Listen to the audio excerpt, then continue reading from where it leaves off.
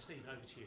No, thanks. And just to say two things. One is, I've had so many conversations in between then and now, and they've all been, I'm going to try this, I'm going to do that, and that's pretty exciting. So a couple of quick links for you. Firstly, if we go to my own website, Heppel.net, 25 million hits last year, so there's a lot of folk out there that, yeah, I know, I was amazed. I think they're lost, you know.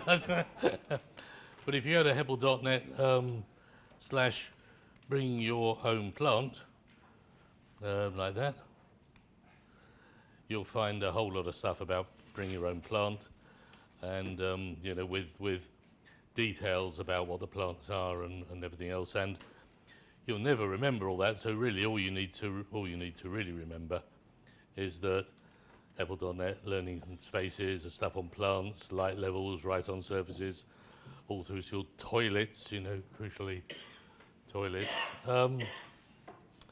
And so this is a more conversational bit we've got now. I'm just going to take a moment on toilets since they went past. One of the nice things for me about sitting up here watching you all is I can watch your eyes, see where you're going, and you're all thinking, oh, I wouldn't mind having a look at that, you know. So, and people kept looking at toilets, so I'm just going to go there briefly because that's a reasonably controversial place to be. Yeah, there we go.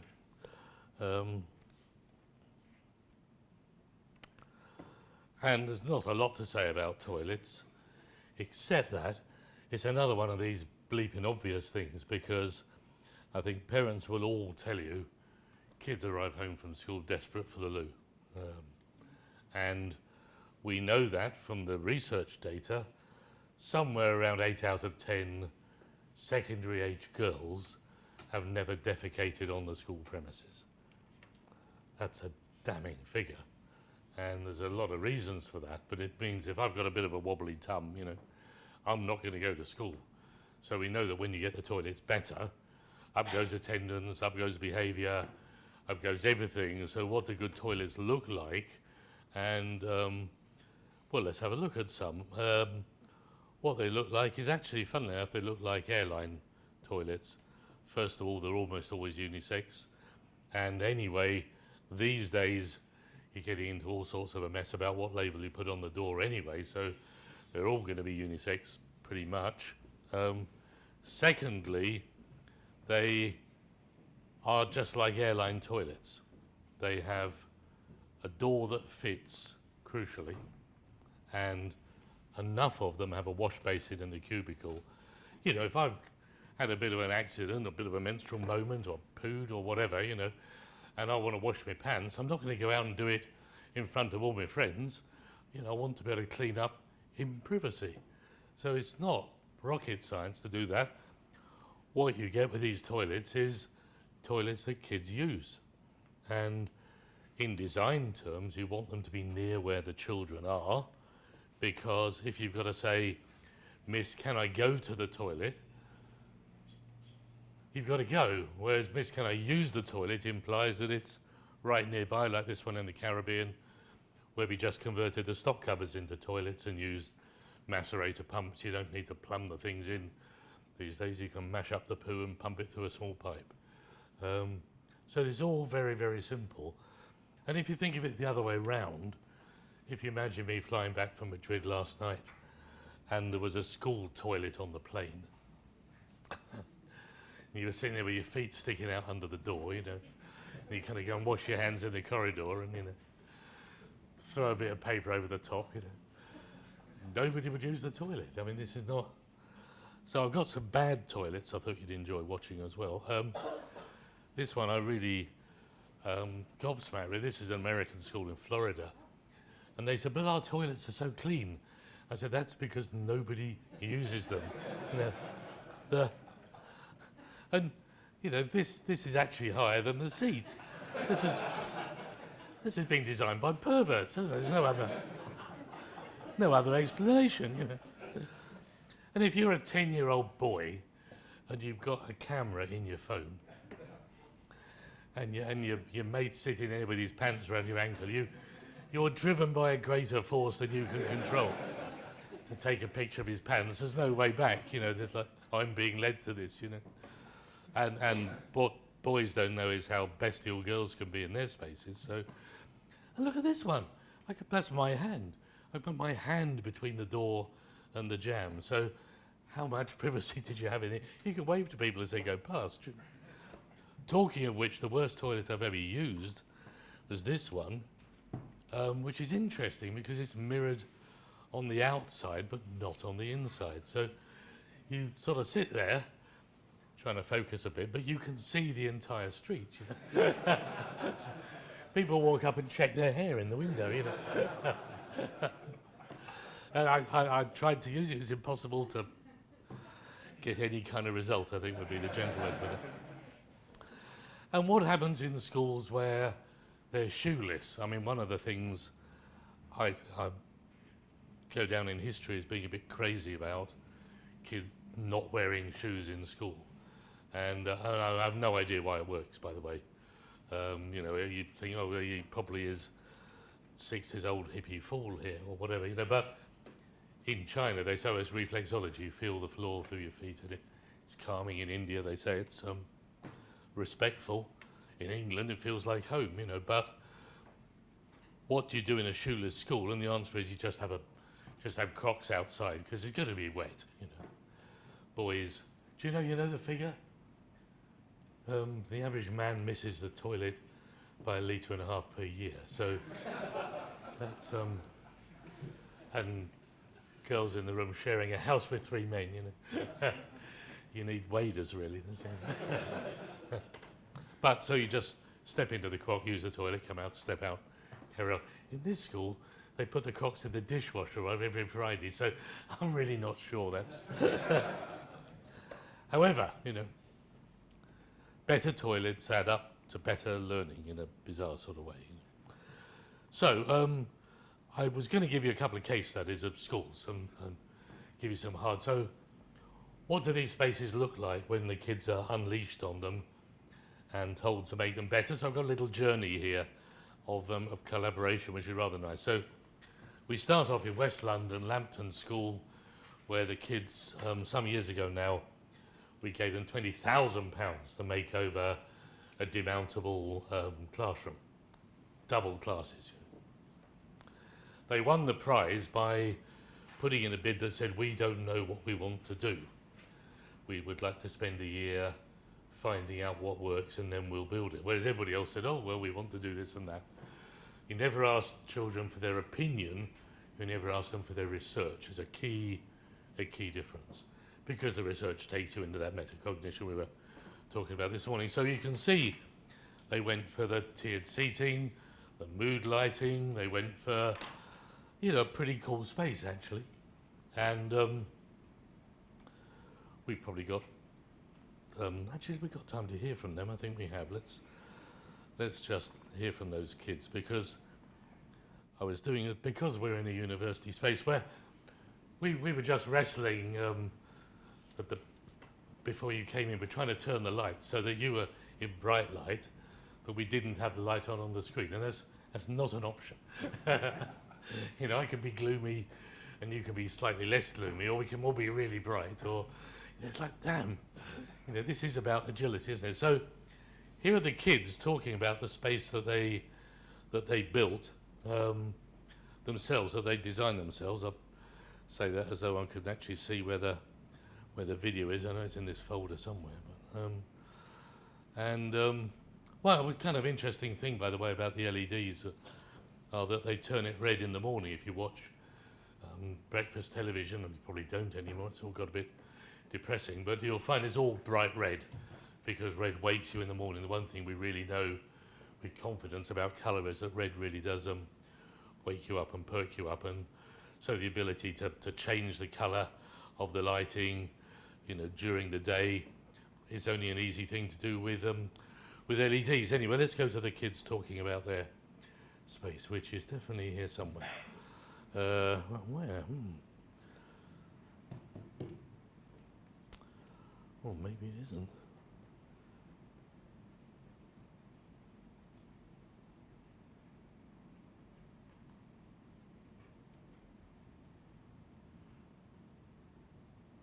Here we go.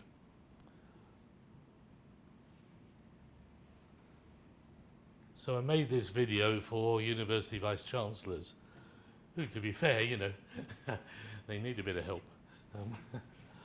I don't have a collective noun. A lack of principles would be close, I think.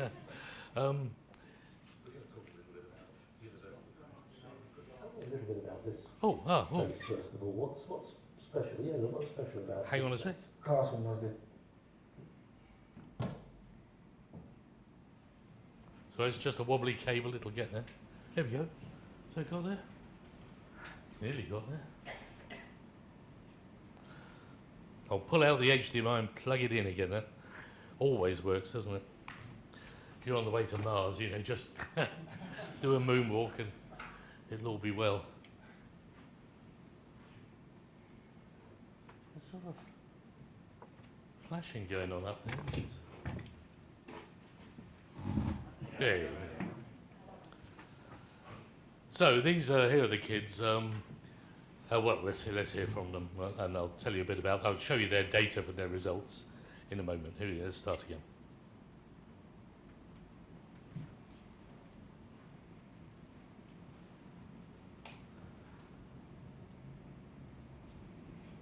We're going to talk a little bit about university life, but tell me a little bit about this space, first of all. What's special? Yeah, what's special about this place? Classroom was designed by students, so it was designed by people who are going to use it now and for future generations, and it incorporates a lot of the things that we use at home and technology we use at home and technology we're familiar with, and I think that helps, and I think that's what makes this classroom like really unique. It's quite good for group work, so if we just want to move to our own space in the classroom and we need something to write and we don't have to search for paper and pen, and we can just get one of the board pens and write things down. And I love the coloured light around. Does the coloured light change during the day? How does that? Yeah, they're mood lights, so they can change themselves or we can change the settings. So you can set different mood colours. Yeah, very good. Do you think you'll get spaces like this in university? But I think universities would have probably thought more about that because they're more experienced with students, maybe they're bigger and there's more students so they have more opinions. I know that when I go to university there's going to be like a range of different types of learning styles, and I'll be able to choose the styles that I like to learn in, and it'll be more independent. Well, I'm not going to tell him, you know. So I don't need to tell him because this is a longitudinal project. We're still following these kids. They've graduated now. And Yeiro, who's the one at the back, went to Wales. And Hedro, who's the one at the front, turned down a place at Imperial College because when he went to the open day, they sat him in a room like this and he said, "You think I'm going to spend 3 years listening to somebody?" Yeah. And he went to Loughborough, interestingly enough, which, if you know Loughborough, you'll know they teach, because their teaching has been swayed by their sports coaching. It's a much more, and just scored very high in the teaching assessment thing. So my best story about Edro, though, is that he lost, after he graduated, he lost his first job. He was, they sacked him because he was working too hard. It's a wonderful story. HR said nobody's allowed to work in here after 7 o'clock at night, you know, because it'll set a precedent. He worked over 7 o'clock once, and then the second time they were going to have to let you go. You're working too hard. Extraordinary story, really, of the kind of mess we might be in, you know. But of course, he was re-employed quickly afterwards, you know. Now, when I showed this to university vice-chancellors, they said, "Blimey, how long have we got to change it all?" I said, about minus 18 months, these kids are already with you, you know. And they were shocked. So what happens then? Well, what happens to their academic progress is worth taking a moment. So the surprise here is, and if you're interested in this, go to iBooks, search for Heppel and Learning. It's a free book. I'll never sell you anything. And it's actually, my daughter it was her master's degree to follow this along, Juliet. So that was now running the beach school. So let's pick a couple of these kids. Let's go with Yeiro, and you can see the project started at year 8. So he's come in, you can see his grades, these are these. He's on the behavioural register, which is not for good behaviour, you know. It's because he's a little truculent, you know. And project starts, his predicted grades by year 9 are still C's really, but he's lost his D's and E's. By year 10, his grades are C's and B's and A's and B's, and he's now gifted and talented. I mean, I guess he always was, you know, doesn't suddenly do-do-do. And out he goes with B's and A's. And then Edro here, who was a 2-day-a-week attender, low confidence, mentoring for blah-de-blah, and he's straight away he's gifted and talented. Only 30 kids in the school that were gifted and talented, so it's not like it was everybody, you know, and suddenly they are as well. And of course, what's happened here, you heard it in the interview, you never heard the kids say me or I. They only ever said we and us and our. So what's happened here is that mutuality, that sharing, that collaborative collegiality, and of course that's what's got them all through. Harry, by the way, was the first kid in his family to reach 15 without being incarcerated in prison or lockup of some sort for 4 generations. So we're pretty excited still following them through, you know, and as we'll come back to that in a bit, but let's just go to our little collaborative journey. So those kids were pretty pleased with what they've done, and here they are, and of course they wanted to talk to others, so we buddied them up with a school in Silkeborg in Denmark. And this is interesting because very tall, very handsome, very black, very fit London boys and you know, fairly Danish girls. It all was going pretty well, we thought. They're sort of flirting online, safely separated by the North Sea, so it's, you know, it's a fair old swim, however keen you are, you know. And those kids borrowed the ideas and did this. So here's their school, and they wanted to make over that space. So this is all really about kids taking the ideas we've been talking about this morning and saying, yeah, we can do that. And you can see it's a very dull space, very Danish. Denmark paints everything grey and orange, you know, that's pretty much the whole nation really. So they thought they could do this. And there's a lot of research in this. So they've read the literature that says if you're on the concave face of a table, you get, you know, quite intimate conversation. If you're on the convex bit, you tend to back legs of your chair on the convex bit, front legs of your chair on the concave bit, private conversation, gregarious conversation.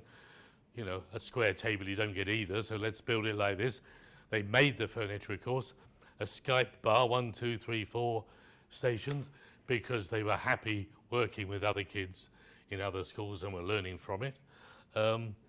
And full of great ideas, really. One of my favourites here, I mean, a lot of writable surfaces, you can see the, you know, glass surfaces. This is my favourite one, I think. So they researched when they were in trouble with their teachers and said, surely we can design a space where we're in trouble less. This kind of kid think, you know, let's not behave better, let's just design a space where we will be better. Makes good sense. One of the things they were mostly in trouble for was running indoors. So their solution here was to build a running lane. And if you set foot on the green bit, you have to run. Doesn't matter who you are, teachers. I have a picture of their education minister who's tubbier than me, kind of jogging around. She looked pretty unimpressed, but anyway. So pretty cool stuff. Oh, by the way, I mean, since people were talking about inclusion this morning, it's worth just saying the wheelchair kids said, yeah, we'll have some of that. So the wheelchair, you've got to hit that at about 40 miles an hour to get the top, you know. So back to our journey. So this gets kind of interesting that, you know, kids are passing on the baton, and they then buddied up with the kids in Madrid. And this is interesting because the kids in Madrid, we had 3 projects, and we gave one whatever money you need, one 500 euros, and one nothing. Poor old Terry, you know, box of chocolates if you're lucky there, mate. Barcelona, of course, you know. This is the 500 euro lot, and you can see They've taken shelves, put them on their side. They've made this themselves. You can see they haven't yet learnt how to stick the edge strip on. It's all held on with sellotape, you know. And it's a pretty cool space, actually. And the best thing about this was when we opened it, this is actually opening day, they gave me back a cheque for €100 and said, we didn't need all the money. And we're so proud to have mashed up their learning from bits of other stuff around the school. By the way, the Barcelona lot did, you know, another day, more time, we'd look at theirs. They did even better with chicken wire and brown paper, and, you know, they model. I mean, it was interesting because they had no money. They said, we want iPads. So they had cardboard iPads. They made themselves, well, they don't work very well, a cardboard iPad, you know. I can confirm, you know. But you know what? The teaching and learning and academic outcomes and behaviour all got better. And we were gobsmacked. I mean, how the hell could it work? You're sitting there with a cardboard iPad. How can that work? But of course, they were role-playing future learning. They're saying this is what learning will be like in the future. They were acting future learning, and future learning had, you know, harder work and all the other things. So it's really interesting, all this, you know. You constantly get these little surprises. And one nice surprise was the sign they had outside the room in the Madrid one that said this. It's a permanent sign. And they're saying, you know, it's never going to be finished. It's always going to be under construction. That's really important, because you wouldn't want to go to the school your big sister had designed last year. It's the last thing you want. You want to have a go at it and see if you can change it and move it on. And that was, you know, so then a little bit of time further on is Miss Dada, and 5 years later, her kids are redesigning the Dream Classroom as they did the year before and the year before. So there's something about being in the classroom that's designed by children for children that says, what am I going to do now, you know? And you suddenly realise what you're building really is a stage for learning. You know, you're building a theatre stage that can be configured for Act 1, Act 2, Act 3, Act 3, Scene 4, you know. We can keep changing. And that agility only works if you allow the children to be the set directors and the scene director, which is not hard. It's not hard, but you have to trust them. You have to trust them. We'll come back to that again in a bit. But coming to a first question pause in a minute. So this school, of course, it worked so well, they redesigned the whole school. So now we've got a school that's made over by kids' designs. They sketched it out and off they went and got pretty. So I got those kids and I brought them into the university in Madrid and said, here's a warehouse, we want to redesign it as a learning space. And I gave them a lot of cardboard. I said, you guys are experts, you know, you've been 5 years down the track of designing your own space. Build a space that you would want to come to as an undergraduate, you know, not like we saw, you know, here's a space we've built, I hope university will be like it. Here's the cardboard, build a space you'd want to come to. And you can see they built a Harkness table here, and they built furniture around the edges and a whole lot of interesting things. They wanted a glass wall, you know. This is, you know, the theatre. And then, of course, really interestingly, here's a fascinating photograph, because these are school kids here, university students here, me here, very unimpressed lecturers here saying, yeah, right, or the Spanish, yeah, righto, you know. And they're laying out the ways in which this teaching space might work. And then, rather excitingly, here's the kid-led CPD, because we built it. And it was the space you were looking at when you came in, that big, white, sumptuous space. I'll tweet, you'll all have to get onto Twitter, I'll tweet the link to that walk around so you can have a proper look at it in your own time. And I'm doing a narrative, I'm steering some Australian friends around. But this is fascinating. This is CPD. Look who's leading it. Because they know. They were part of the design team. And they said things that we wouldn't have thought of. They said, you know, when with we'll send them an envelope with or just 3D print the furniture and give them an envelope full of the furniture. So, you know, you're going to be in the space tomorrow, you're sitting there over your breakfast, playing around with the furniture, think, I wonder how I might lay it out. This is, kid thinking is really smart about all this, and also, you know, the signage is really pretty clever. So you'll think you're using this space. These are the pedagogies it can support. These are the technologies on offer. These are the software that's available. If you want to see it being used, you just hold your phone up to a QR code. You'll see a video of somebody using it, and you'll see a collage of people using it in the previous year. And, you know, that really works, I mean, extraordinarily well.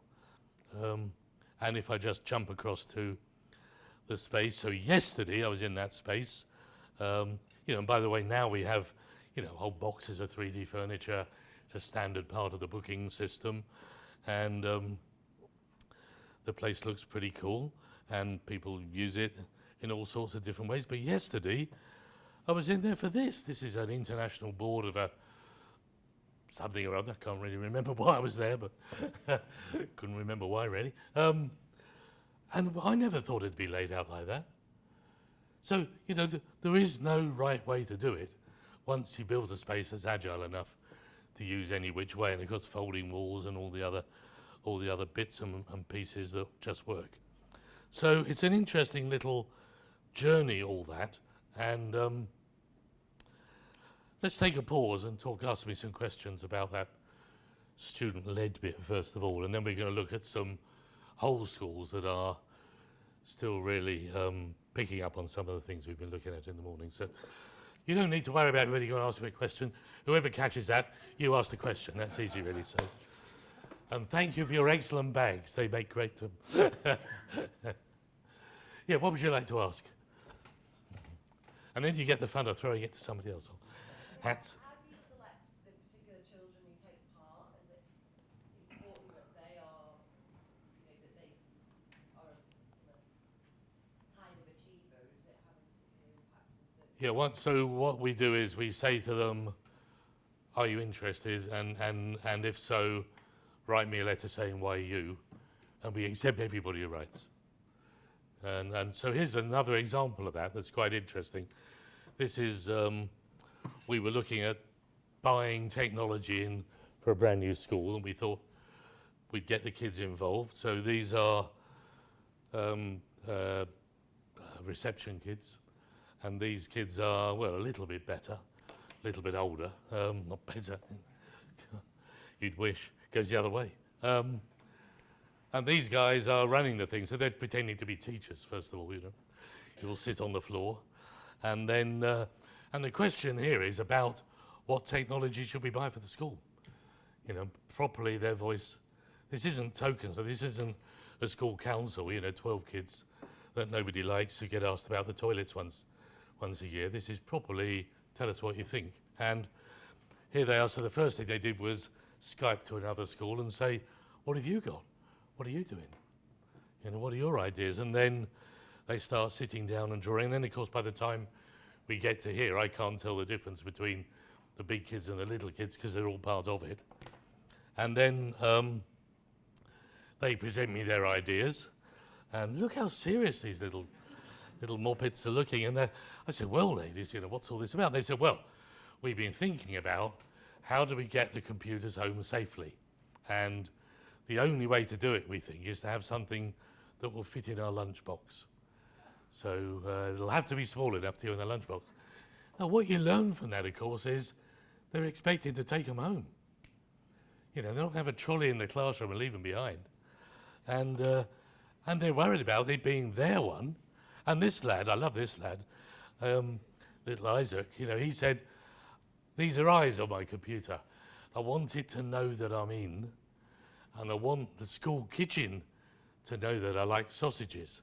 Now this is, it's quite an interesting GDPR thing going on here, you know.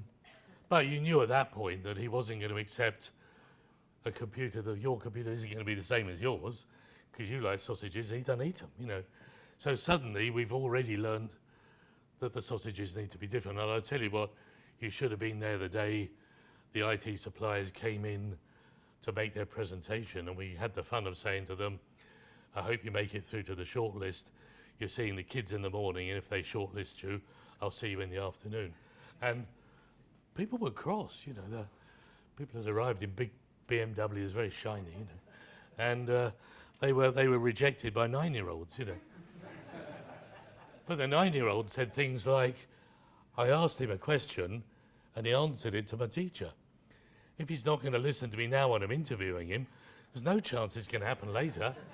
Off the list, you know. And they were very wise about all this.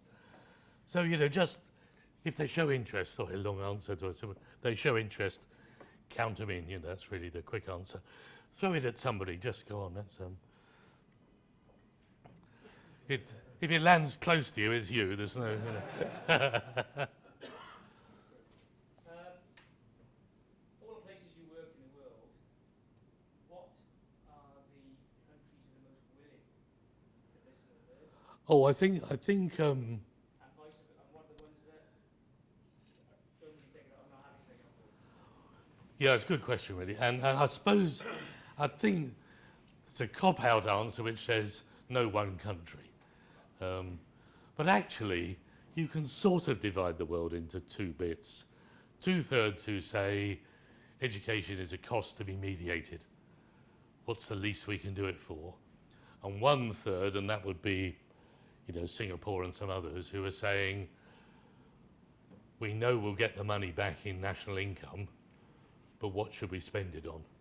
And that's a kind of interesting difference. And, you know, we can kind of graph that. You know, if I look at, this is OECD data of science scores, but look, mapped against whether the kids show any interest in science at all.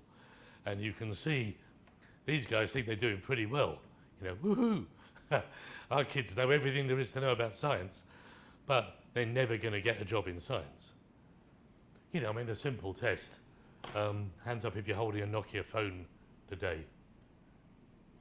Where are the Nokia phones? Well, listen, 10 years ago, that would have been all of you. But nobody in Finland wants to get a job with Nokia because it's boring and it's science.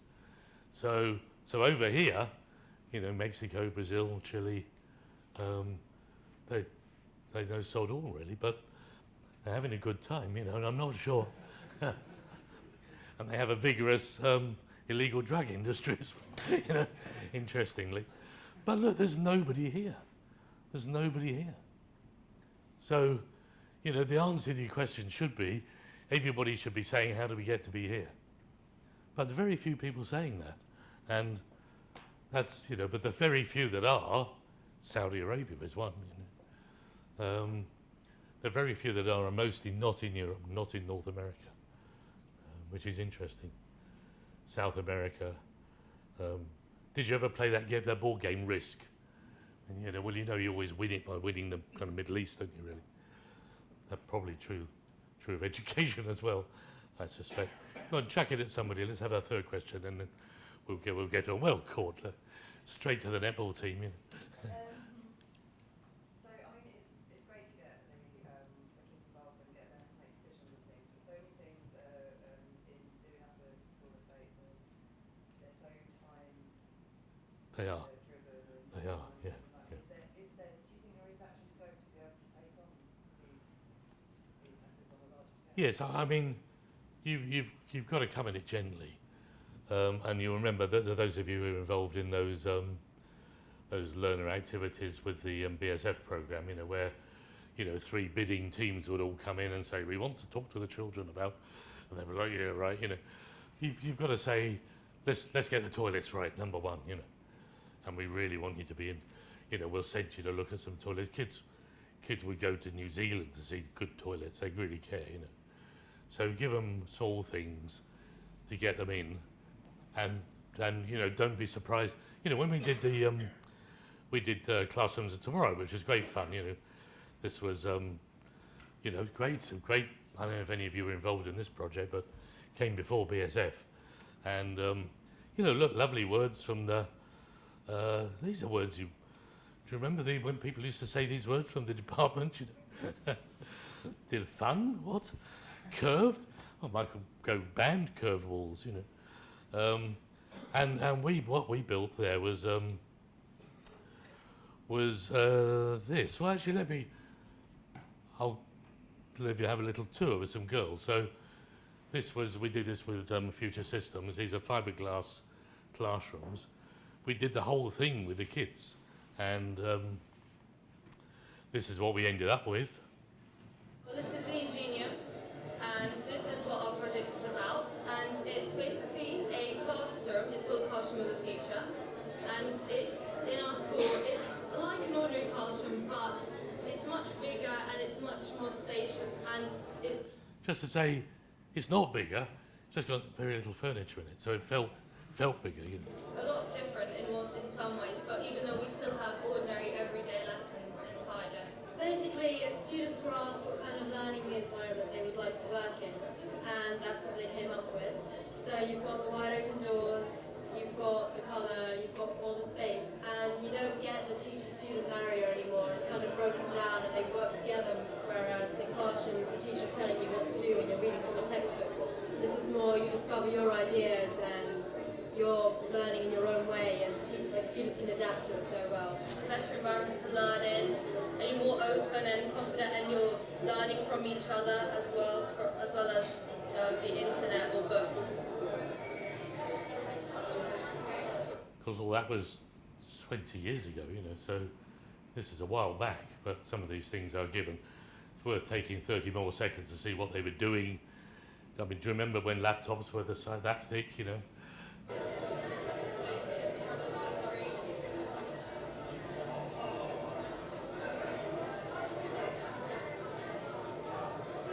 Cameras. The project we're working on in particular is the reenactment of Brighton Rock. We chose to do this film because we thought we'd like to do something interesting using green screen technology, and we found that the actress looks quite a lot like one of our pupils. We placed her in front of the green screen, acting out the scene, and then we edited her in using a program called Ultra 2, and it looks like she was acting with Sarah Chidasima. We've used it for other things, like we've done our own Pleasantville version. Well, that looks just neato. I just press the button and... Gee whiz, Miss Jackson. What happened? Where are we? Well, we're in an English class, in an English classroom, in the 21st century. Good golly, Miss Molly. It's the British revenge for Dick Van Dyke in his dreadful Cockney accent. But it's a classroom that says to you, how would you like to learn, exactly as they said, and we just made them in fiberglass. We just did a fiberglass frame, laid them up and stuck them together in down in West London. I mean, it's really cheap to build, you know, but you know, an interesting strategy. Oh, sorry, that's the classroom I'm going to send you on Twitter. You know. Right, let's go. More questions coming soon, so hang on to the ball. Let's go and look at a couple of case studies of classrooms. So let's go and have a peep at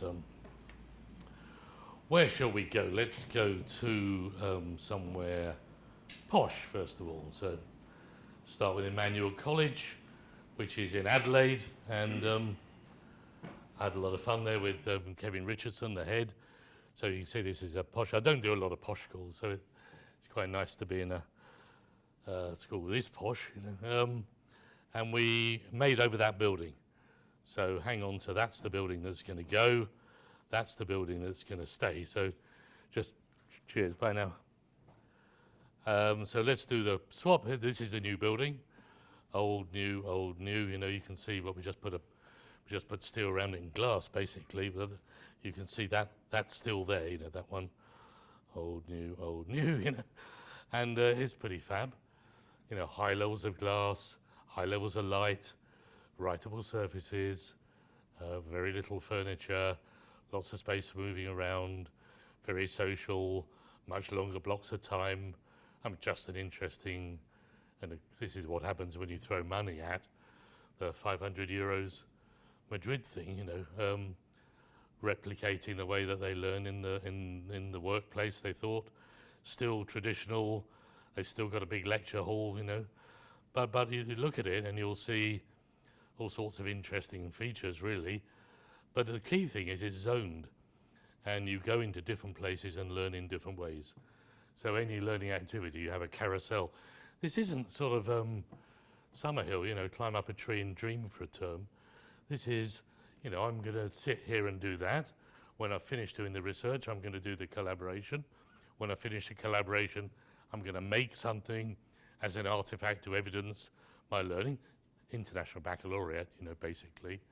And then I'm going to do a presentation to show it to my peers. So I've got a presentation space, an individual research space, a collaboration space, and a making space. You know, and I'm zoning, I'm moving around. You know, that's my starting point. I can change them. But that zoning opens the door to everything, really, in a nice kind of way. And we can see that in a... Should we look at a cheaper version of that? Let's have a look at... where should we go? Oh, yeah, here's a... I don't know where to pick, really. I'll tell you what, Terry, you'd enjoy this bit of nostalgia, wouldn't you? From so here's this is what zoning in action looks like. This is Portland, and you'll see quite a big class. There's 90 odd kids in here in Osprey Key. You can see sort of count the adults as you go round. Not very many is the answer. But everybody's doing something in an organised way, in an organised space. And the design of the space, including the acoustic modelling and the furniture, lends itself to those sort of bits of furniture. Quiet reading corner, for example.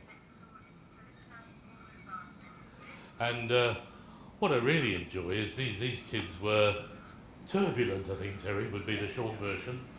I showed a group of Australians round there 2 years before this, and they came and visited, and I had to show them the registers to prove it was the same children. You know, they just said. And you'll see some of that in a moment. So, classroom assistant just gone past. Interestingly enough, this is a phonics game, she's in charge, she's the youngest kid there. So 3-year slices all working together in this space. And she's youngest, but she's the best at it, so she leads it. And, you know, I wouldn't argue with her. You know, and you can see, you get the odd kid there looking. This one's really interesting. Look at this lad here. Look at his cuffs. Can you see this is his shirt? Look, it's right down over that's his dad's shirt, you know. So we're talking coastal poverty here. And look at that face, you know. So it's really, really interesting, you know, when people have structured activities, they know what they're doing, they have autonomy, and the design aids it, you do get these fabulous outcomes that are really, you know, pretty seductive. Let's go to Mark Oliphant, I think probably would be a cause. Oh, well, no, I don't know. Let's go to West Calder. This was just the other day, actually, up in Scotland. So here we are, West Calder, you know, and the writable surfaces have gone mad, you know, the openness, the tiered seating, the spaces. I don't know a new school going up that hasn't got its seating tiered in this way now, you know. Just gives you more learning spaces. The ceiling services are already, they're not just exposed, but they're exposed in a way that lets you know what's going on. There are arrows on the pipes. There are turning things on we'll have a look at that in detail in a moment. Loads of light coming in from light wells everywhere. Standing, sitting, zoned activity. You can see it pretty starkly, and this is pretty mind-boggling place, really. Scotland. Let's go to Wesley. And these are all places I'm working. This isn't the superset of the world's best schools, and there's loads better than this. These are just my places, you know. So let's go to Wesley, and I really enjoy Wesley because the idea was there's another makeover. So the idea was to take a pretty grotty building, to be honest. Where is it? Yeah, taking this building and just turning it into a new science centre. And I'm not going to, don't panic, I'm not going to show you all these photographs, but the point here was to make the building a science artefact. So if you're studying science, you might as well study the building.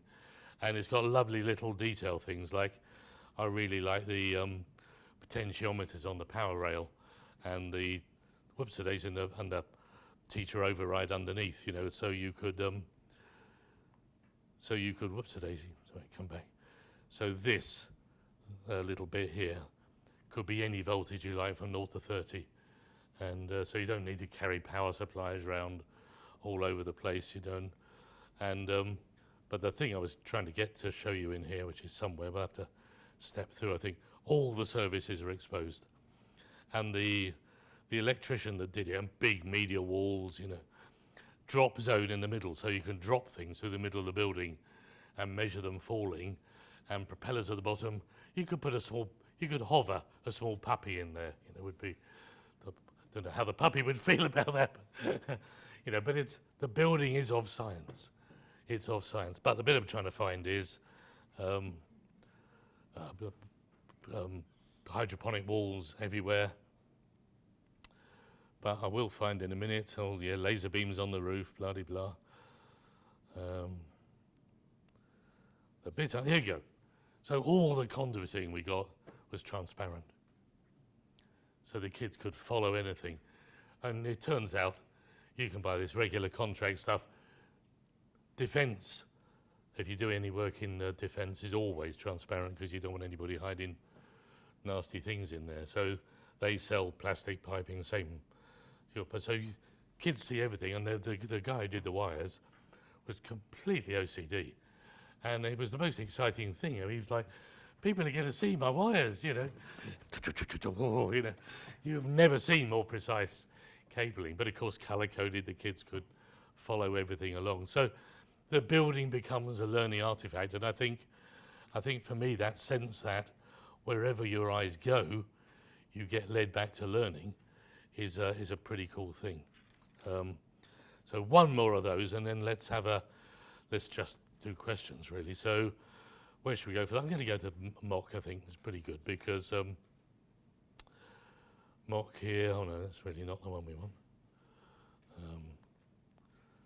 Here, perhaps. Yeah, here we go.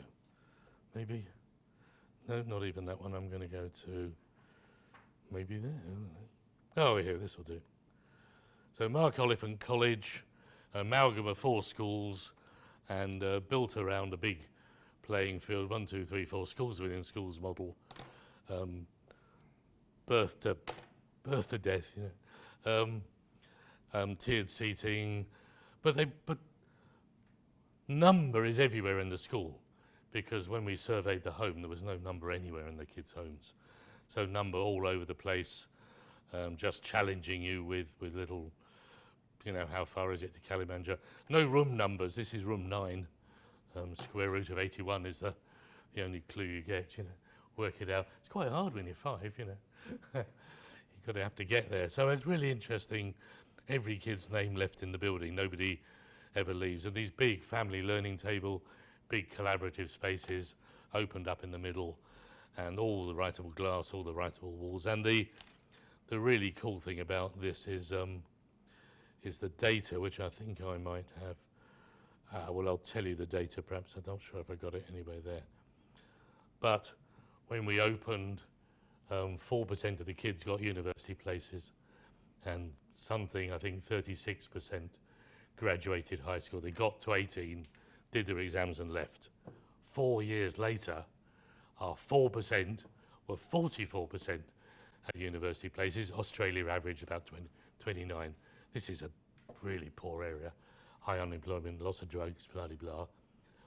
But what percentage graduated high school? 100%. Every kid. And they didn't, you know, when kids do their kind of graduation at the end, they all, you know, do a selfie, and these kids didn't do that. They came up, got their certificate, came straight down, stood in front of the stage, and clapped their classmates. You know, the sense of teamwork, the sense of belonging, sense of mutuality, and that is a design challenge. And one of the ways you get that is by putting all your names into what you do. As you walk around the school, you know, what did you do? There's a little picture of you, some words saying, literally everybody gets represented in some way. Look, I'll show you, I think I've got one example of that. Here we go, yeah. You know, so every teacher, everybody, there's a thing on the wall somewhere that says, here's Rihanna. She's really interested in play and learning. Here's a qualification, this is what she looks like. You know, that extends to the people who built the place, the FF&E, the crazy bloke who did the wiring. Everybody that was part of it is visibly part of it. And that really matters. So listen, 10 minutes of questions left we've got, so throw the thing in anyway. It's got to, anybody, look for somebody who's not concentrating. Good work, yeah. So I know you're filming it, but all right, here we go. It's landed just by you, I think, one between you two. Somewhere, it's down there somewhere, I think. People focus more if it's a hand grenade, but anyway, a question. I went to talk by captain of the hockey team of the Rio Olympics. Yeah. And she talked a bit about The space. the space and the impact Yeah. of I think halfway between the London Olympics and the Rio Olympics, the reflection was that they went to the World Championship and Yeah. did very badly. Yeah. Yeah. And she recalled when she came back, Yeah. everyone was very like down about it. I think that's when you came into the world. Yeah, exactly then. That was exactly right, yeah. And Yeah. we talked about that because Yeah. she talked about the impact it had Yeah. on transforming the team. And they became far more honest with each other and focused on more detail and consistency. Yeah, I mean, just it changed everything really. It's really, but of course it's easy for sport because, you know, the output is just, did I get a medal? You know, but learning is a much more complicated thing. You know, did I get sacked for working too hard? Did I, you know, all those sort of, it's a much more nuanced thing. But nevertheless, so talking to Eddie Jones about the rugby thing is interesting because, you know, he's a pretty focused guy, focused on 2019. And the rugby headquarters had been painted by their sponsor. The staircase looked like, well, I won't show it to you, it's too hideous, but looked like they'd thrown blood up the walls, you know, we are tough, you know. I said, get rid of that, put family photos up, you know, because you've got to feel like it's us, not somebody else. But sitting down with Eddie, and he's got all his people with him, he said, what do I need to do? I said, we do this. Why? I tell him, okay. He pointed to somebody. What else? Do this. Why? He pointed to somebody. And that was it, like 40 minutes. We went through the whole lot. He just said why every time. Then, yeah, that made sense, pointed to somebody. They went off and did it. Now, imagine the Department of Education. What do we need to do? Okay, let's get on with it, you know. Now, what's interesting about Pakistan, of course, is, and all those countries, is, well, nothing else has worked. Tell us what will. Okay, let's do it, you know. And they have that advantage of no legacy system. So somehow we've got to not be dragged back by our legacy systems. Otherwise, we won't get back in the game. You know, it's a big thing. But I mean, in sport, I mean, you really do see the difference. You really do. Not in track and field. I can't get the track and field athletes to show any interest. No, we know what to do. Yeah, right. And you'll see it on the medal count. You know.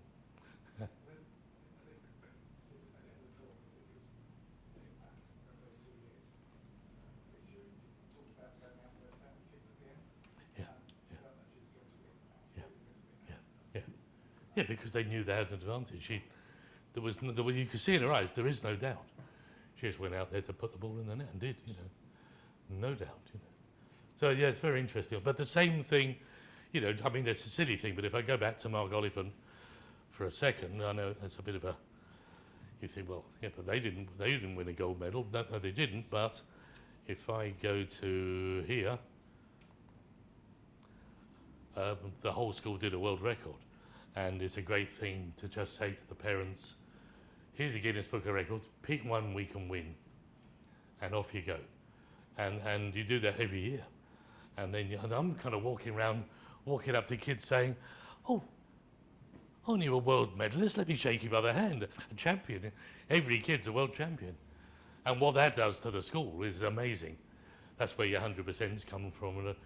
But you see what I'm saying right at the beginning, and just to repeat it really by way of conclusion, almost by way of conclusion, what I said at the beginning was, this is complex, but none of it is hard.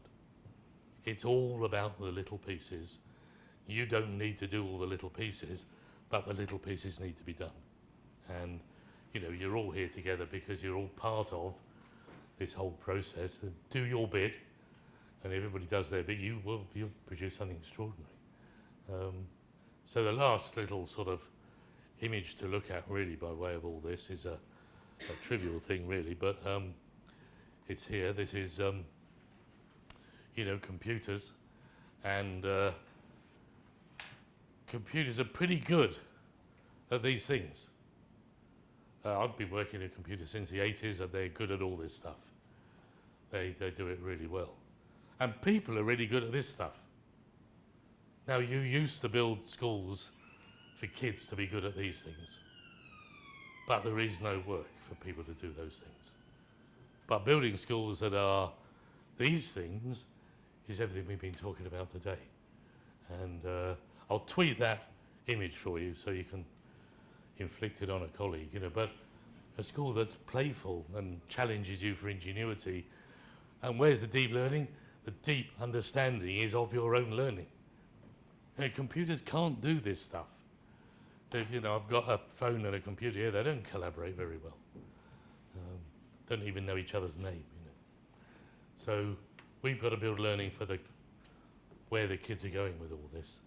And that's a nice, exciting challenge, really. So listen, it's been a long day for you all, so thanks for being talked at for hours by me, croaky voice and all. And if you need to know more about all this stuff, I'm pretty easy to find. I'm out there, I'm on the website, I'm on Twitter, I'm always me, you know, there's no no dotty prof act, you know. There's always me, just search for me online, you'll find me. And happy to come and help out, and good to see folk here from Suffolk. I live on the Suffolk borders, for goodness sake, so, you know, if you need more help with this or you want to talk about it, you know, we're around. We should stop, that's enough.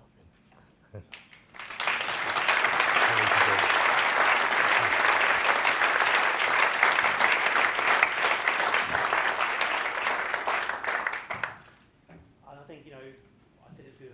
We were in for a treat at the beginning of the day, and they're all knackered now, look. I think we certainly were, and it's just sort of a couple of minutes for me just to sort of surely, things. But Stephen, thank you very much. Sit in. You know, it's absolutely a pleasure, and I think hopefully we've all learned a lot of things and can take things back and maybe answer some questions and do some of the small things that aggregate up to something perhaps quite big. And I just want to thank our cameraman at the back there, who's been like the most patient man on the planet, so thank you.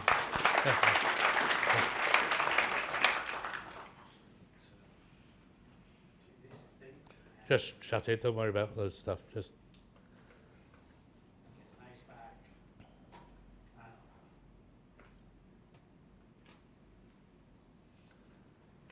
Learnometer.net if you want to find those little boxes and see what's happening to them. Learnometer.net. That's what it is. Learnometer. So really for me, just a couple of minutes really just to say, you know, thank you very much for kind of spending the day with us, and also yesterday if you joined us there. We would really appreciate your feedback. You've all got one of these in your packs. As I said, you know, we do take this really seriously.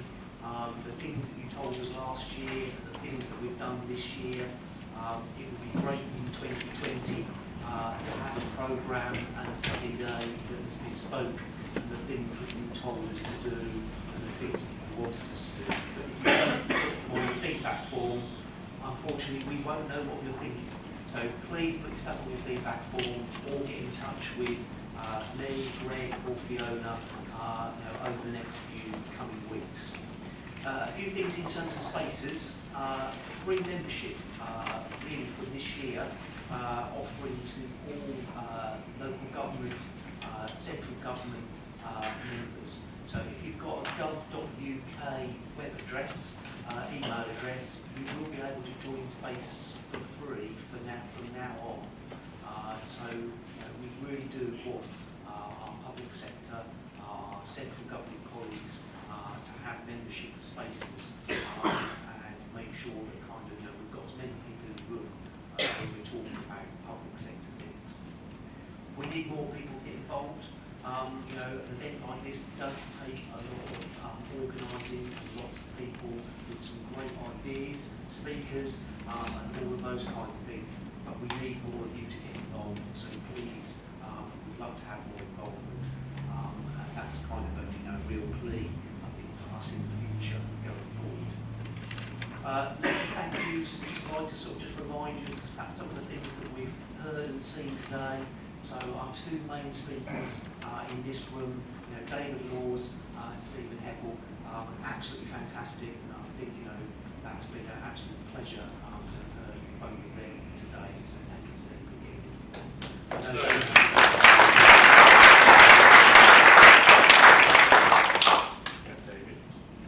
And all the workshops, the workshops, have been put on.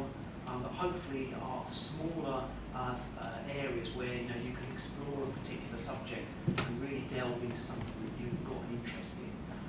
Workshops again were suggested by you, by our members, and all of our speakers in the workshops. We are very grateful to all of their time. So please, thank you very much.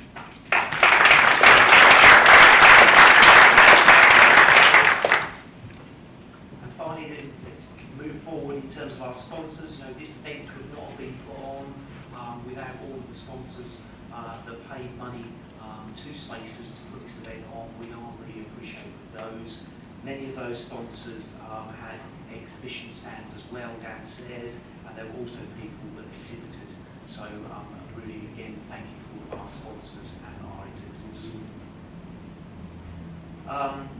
De Montfort University, Liana, thank you for starting the day and welcoming us to Leicester. It's been a pleasure being here, and thank you for all of the facilities that you and the university have put on for us. We tended to come for study days to university campuses because they've got some great facilities and they look after us really well, and we haven't been disappointed today. So thank you to the police parts and our friends, to all the staff, the IT staff, the patron staff, the events team, and we will thank them. So thank you.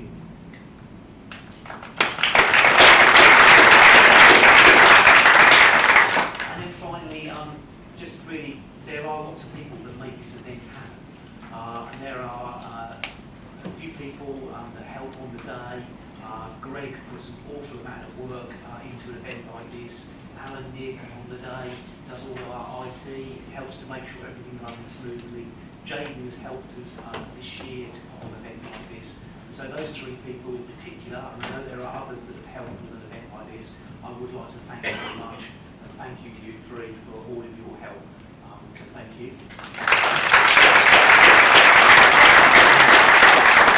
There's one person I have left to last because Fiona puts an awful amount of work into this event, not only in the run-up to the event, on the day. She answers all the emails that you send to her. She takes all the bookings. She makes this look all very smooth. Believe you me, there's a massive. Got me here from Spain. And she organises all of our speakers and everything that brings it together. We've got a small appreciation of our thanks. But Fiona, thank you again very much for a successful Sunday.